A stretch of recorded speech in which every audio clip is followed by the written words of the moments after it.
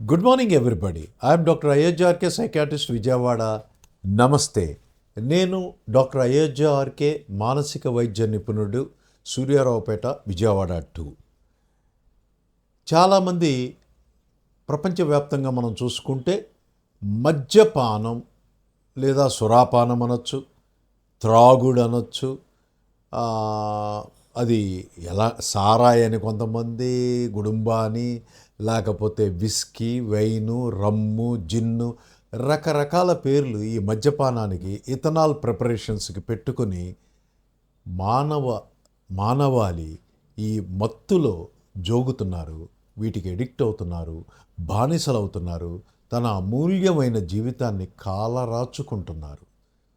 అసలు ఈ ఒకప్పుడు సురాపానం లేకపోతే మద్యపానం లేకపోతే అనే ఈ ఆల్కహాల్ డిపెండెన్స్ లేదా ఆల్కహాల్ ఎడిక్షన్ ప్రపంచవ్యాప్తంగా త్వరితంగా పెరిగిపోతూ ఉంది. దీన్ని WHO, ప్రపంచ ఆరోగ్య సంస్థ, ఒక మానసిక రుగ్మతగా, ఆల్కహాల్కి ఎడిక్ట్ అయిన వ్యక్తిని, ఆల్కహాల్కి డిపెండెంట్ అయిన వ్యక్తిని ఒక మానసిక రుగ్మతగా గుర్తించటం, ప్రపంచవ్యాప్తంగా అనేక రకాల జబ్బులు, వ్యాధులు, మానవాళికి ఇబ్బంది కలిగించే, మరణానికి చెరువు చేసే జబ్బుల్ని కేటగరైజ్ చేస్తే ఇది అతి పెద్ద 5వ జబ్బుగా, ఒక మానసిక రుగ్మతగా దీన్ని పరిగణించటం అనేది జరుగుతూ ఉంది. మరి ఎప్పుడో వారానికి ఒకసారి, 10 రోజులకు ఒకసారి కాస్త ఈ పార్టీల్లో నెలకు 1-2 సార్లు పార్టీల్లో లేకపోతే కాన్ఫరెన్సుల్లో, మీటింగుల్లో ఏదో 2 పెగ్గులు 3 పెగ్గులు తాగుతారండి, వీళ్ళందరినీ ఆల్కహాల్ ఎడిక్ట్స్, డిపెండెంట్స్ అంటారా అంటే కాదు.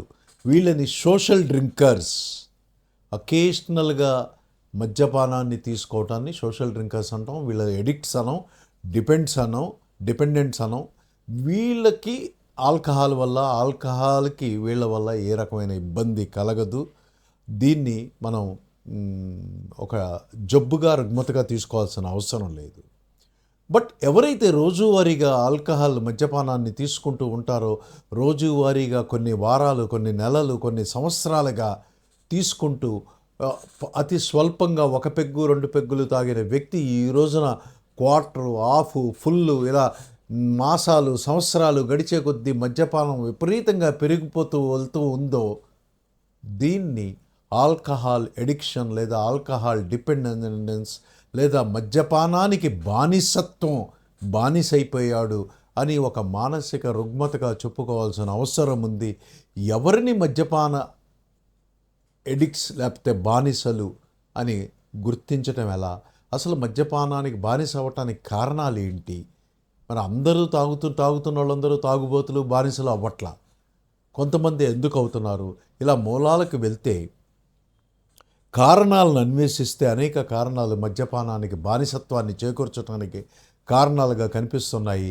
ఒకటి, అనువంశికంగా, జన్యుశాస్త్రరీత్యా జెనెటిక్గా చూసుకుంటే కొన్ని వంశాల్లో, కొన్ని కుటుంబాల్లో ఈ మద్యపాన బానిసత్వం అనేది మనకు కనిపిస్తూ ఉంది. జీన్స్ ప్రకారం ఇది ప్రోన్గా కనిపిస్తూ ఉంది. అనువంశికంగా ఈ బానిసత్వం అనేది కనిపిస్తూ ఉంది.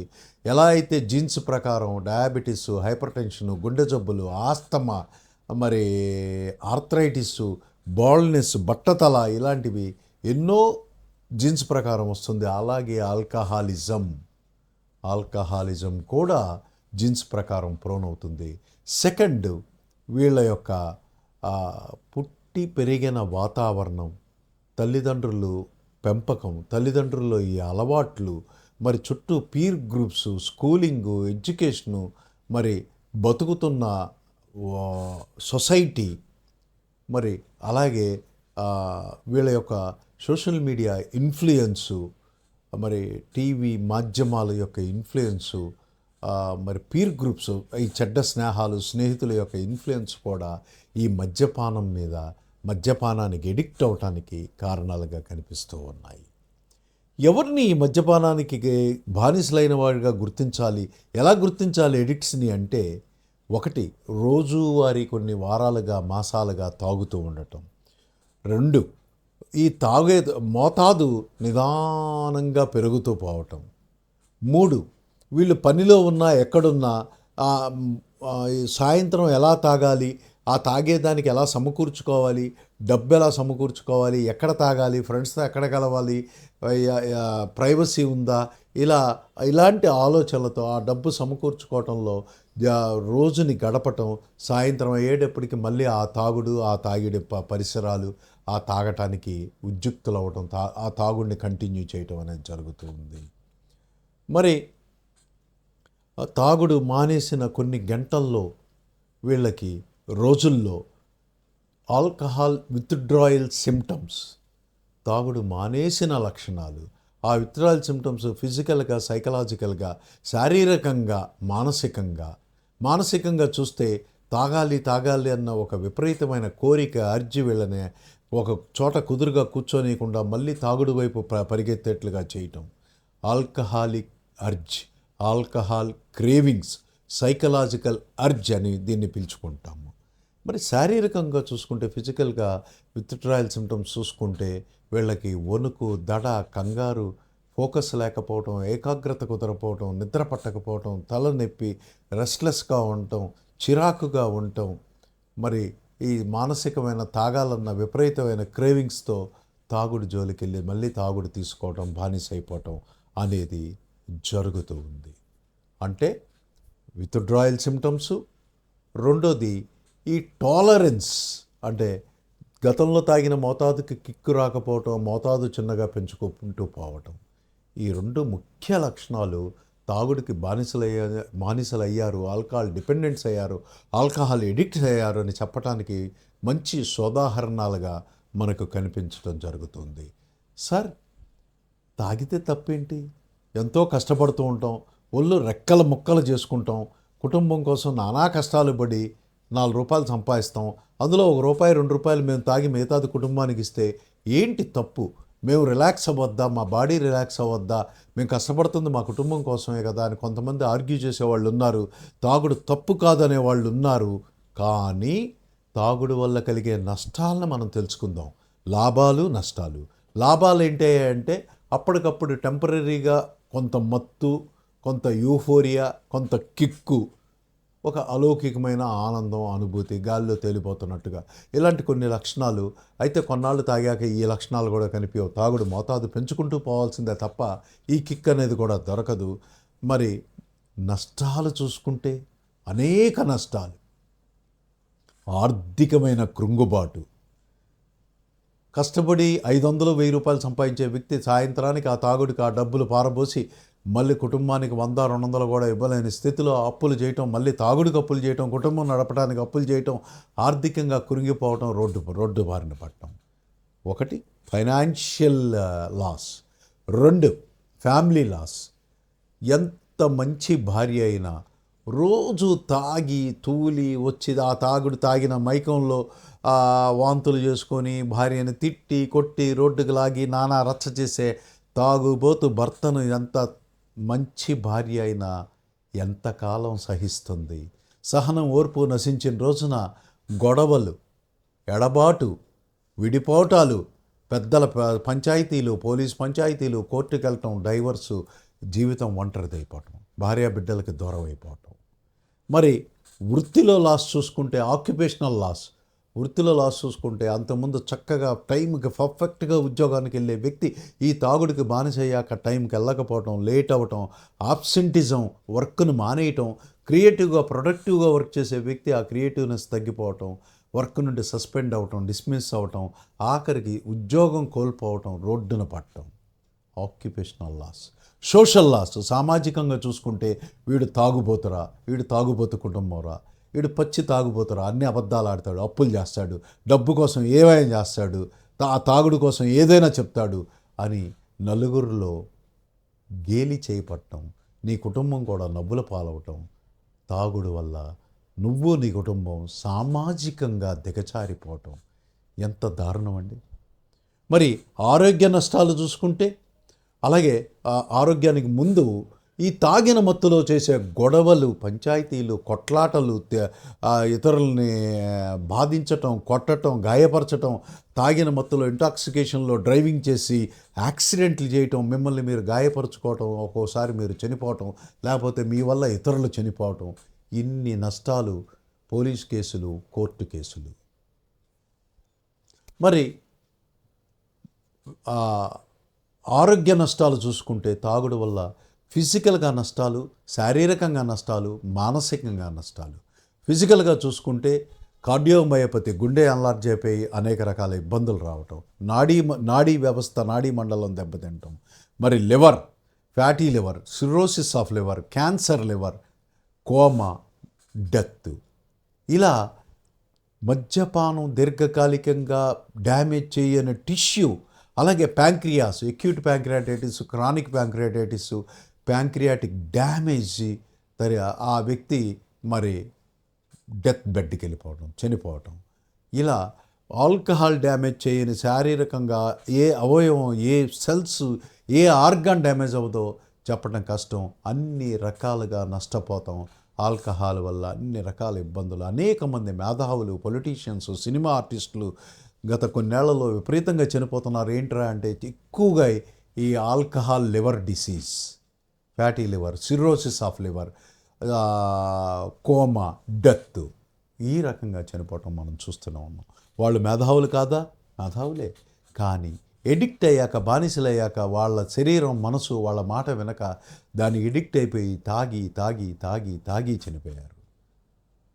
మరి మీరే అంటున్నారు తాగుడికి ఎడిక్ట్ అయ్యాక వాళ్ళ వశంలో ఉండరు, వాళ్ళు మానలేరు అని. మరి అసలు దీని ప్రివెన్షన్ ఎట్లా? అడుసు తొక్కనేలా, కాలు కడగనేలా చందాన?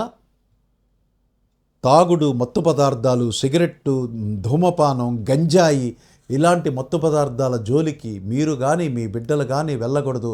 అతి చిన్న వయసులోనే మీ పిల్లలను ఒళ్ళో కూర్చోబెట్టుకొని మంచి మంచి దేశ నేతల గురించి, సైంటిస్టుల గురించి, మంచి ఇన్స్పైరింగ్ మోడల్స్ గురించి మీరు స్టోరీస్ చెప్పడమే కాదు, ఇలాంటి నెగిటివ్ ఈవిల్స్, సామాజిక భూతాలు, సామాజిక రుగ్మతల జోలికి మీ బిడ్డలు వెళ్ళకూడదంటే అతి చిన్న వయసులో వాళ్ళని చక్కగా స్నేహపూర్వకంగా వాళ్ళ మెదడులోకి సీడ్స్, విత్తనాలు నాటినట్లు, అమ్మో ఇవన్నీ పెనుభూతాలు, వీటి జోలికి వెళ్ళొద్దు, ఇవి తీసుకుంటే కాలానుగుణంగా మనం మట్టిలో కలిసిపోతాం, మన కెరీర్, మన డబ్బు, మన కీర్తి, ప్రతిష్ట, జాబు, కుటుంబం అన్నీ నాశనమై, ఆరోగ్యం నాశనమై చనిపోవటం కూడా జరుగుతుందనేది విశదీకరించి ఈ సోషల్ ఈవిల్స్, ఆ ఈవిల్స్ భూతాల జోలికి వెళ్లకుండా కాపాడుకోవాల్సిన అవసరం తల్లిదండ్రులకు ఉంది. మీరు కనేదే ఒకళ్ళని ఇద్దరిని, వాళ్ళు ఆ ఒకళ్ళని ఇద్దరిని చాలా సంస్కారంగా, చక్కగా, గొప్పగా పెంచాలని కోరుకోవాలి తప్ప ఈ సొసైటీలో ఇప్పుడున్న ఈ డ్రగ్స్కి, ఆల్కహాల్కి, ఈ సోషల్ ఈవిల్స్ బారిన పడి వాటి కోరల్లో చిక్కుకొని మీ బిడ్డలు చనిపోవాలన్న ఆశ మీకు లేదు. నాకు తెలుసు, చెప్పాలి. మరి కొంతమంది అడుగుతారు, సార్ ఆల్రెడీ నా భర్త, నా తమ్ముడు, లేకపోతే నా కొడుకు ఈ ఆల్కహాల్కి ఎడిక్ట్ అయిపోయి ఉన్నాడు, కొన్ని సంవత్సరాలుగా తాగి తాగి తాగి ఇంటికి వచ్చి గోల్ చేస్తాడు, పోనీ డబ్బులు ఇవ్వకపోతే మమ్మల్ని కొడతాడు, మెళ్ళో చైన్స్ లాక్కుంటాడు, ఇంట్లో వస్తువులు దొంగతనం చేస్తాడు, వాడిని కట్టడి చేయడం మా వల్ల కావట్లేదు సార్, ఏం చేయాలి? ఆల్రెడీ ఎడిక్ట్ అయిపోయాడు, అడుసు తొక్కనేలా కాలు గడగలేనా అన్నారు. అడుసు ఆల్రెడీ తొక్కేశాడు, అడుసులోనే ఉన్నాడు, బురదలోనే జీవిస్తున్నాడు, ఏం చేయమంటారు అని కొంతమంది కుటుంబ సభ్యులు రోధిస్తూ అడుగుతారు. ఆల్రెడీ ఎడిక్ట్ అయిన వాళ్ళకి alcohol deaddiction therapy, drug deaddiction లాగా ఆల్కహాల్ డీఅడిక్షన్, చక్కగా ఈ డీఅడిక్షన్ వైద్య చికిత్స సైకియాట్రిస్ట్ పర్యవేక్షణలో, అబ్జర్వేషన్లో జరుగుతూ ఉంది.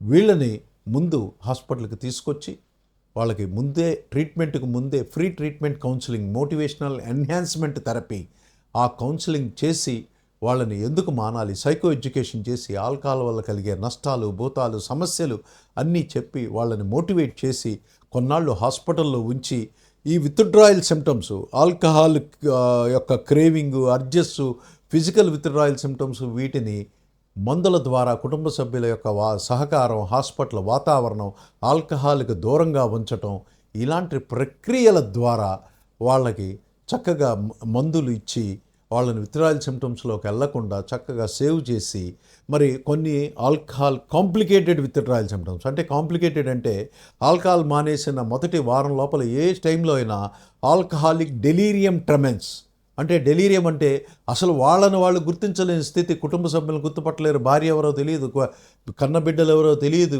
హాస్పిటల్లో ఉన్నానో ఇంట్లో ఉన్నానో అని తెలియదు, ఉదయమా రాత్రి తెలియదు, బాత్రూమా లేకపోతే బెడ్రూమ్లో పాస్ పోస్తున్నా అని తెలియదు.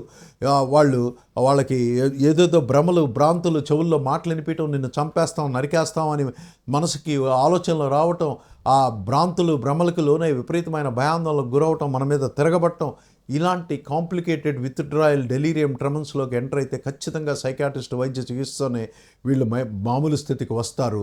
ఈ విత్డ్రాయల్ ఫినామినాని ట్రీట్ చేశాక మామూలు స్టేజ్లో aversion therapy, chemical aversion, electrical aversion, alcohol యాంటీడోట్స్తో ఎవర్షన్ థెరపీ ఇవ్వటం, అలాగే ఎలక్ట్రికల్ స్టిమ్యులేషన్ ద్వారా ఎవర్షన్ థెరపీ ఇవ్వటం, భవిష్యత్తులో ఆల్కహాల్ జోలికి వెళ్లకుండా వాళ్ళని డిశ్చార్జ్ చేశాక కూడా ఒక 6 మాసాల పాటు అవుట్ పేషెంట్ ఓపీడీ థెరపీ ద్వారా మేనేజ్ చేయాలి.